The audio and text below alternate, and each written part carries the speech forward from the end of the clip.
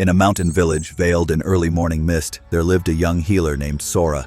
People came from far and wide for her advice, her calm presence, and her listening ear. She never said no, but each night she sat by the fire, empty, not tired from work, but from people. Their words echoed in her chest long after they left. Their sorrow clung to her skin, and each morning she woke up heavier. One evening, she went to visit the old monk Cain, a man known not for what he said, but what he didn't. "I help everyone," Sora said, "but I feel drained. I rest, I sleep, but it never feels like I recover." Cain looked up from his garden, then handed her a cup filled to the brim with water. "Walk with this around the courtyard," he said, "but don't spill a drop." Sora walked carefully, holding the cup steady. The path was rocky, uneven. She focused all her energy on the cup. When she returned, she handed it back to the monk. "I didn't spill." "Good," he said. "Now try again. But this time, greet everyone you pass. Smile, nod, even answer their questions. Still, don't spill." Sora hesitated, but obeyed. This time, she returned with wet hands and half the cup emptied. The monk nodded. "This is your life. You carry something precious inside, but each interaction, each moment of attention you give away without awareness, spills it." Sora stared at the ground. "So I should stop helping?" "No," Cain said, "but you must learn how to help without leaking." They sat together in silence as the sun dipped behind the hills. The monk stirred the fire and spoke again. "Let me show you something," he said. He took her to the back of the temple, where a beautiful lantern glowed in the dark.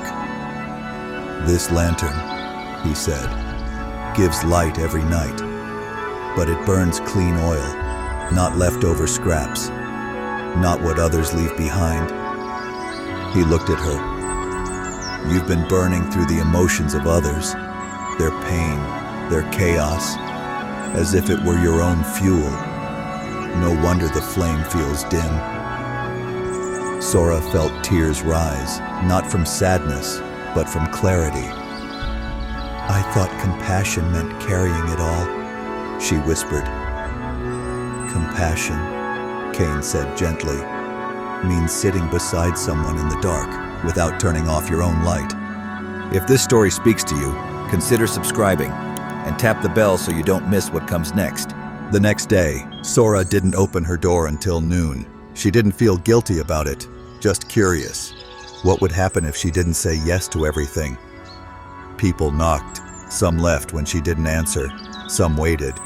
But a few just sat in silence, feeling her presence from outside.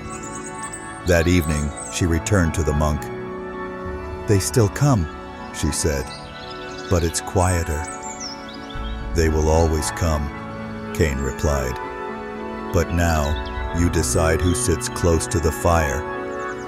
Sora nodded. "It still feels selfish."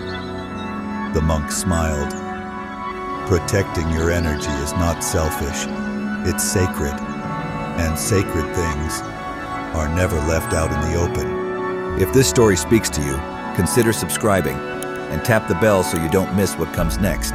As weeks passed, Sora began drawing a quiet line in her daily life. Not a wall, a filter. She learned to listen without absorbing, to be present without becoming a container. She greeted people with the same warmth, but her heart no longer felt invaded. One morning, she noticed something. The birds outside sounded louder. The sky felt bluer. It wasn't the world that changed. It was that her energy had returned to her. She went back to Cain and asked, "What changed?" "You stopped giving out invitations to everyone who knocks," he said. "Now your peace chooses who stays." If this story speaks to you, consider subscribing and tap the bell so you don't miss what comes next. Years later, a young traveler found Sora, now a master herself. "How do you stay so calm?" he asked. "People come to you with so much pain." She smiled. "I learned the difference between holding space and losing myself." And then she showed him the old cup, still full, still steady. "Not everyone who enters your life is meant to sit at your table," she said. "Some only pass by." and some don't even knock. They demand. She leaned in gently. Don't give your energy to noise. Reserve it for music. And with that, the traveler sat with her in silence and felt, for the first time, what it meant to be full without spilling. Have you ever felt like you're always giving, but no one's really giving back? What did you do to protect your energy? Drop your story right below. Someone out there might need to read it today.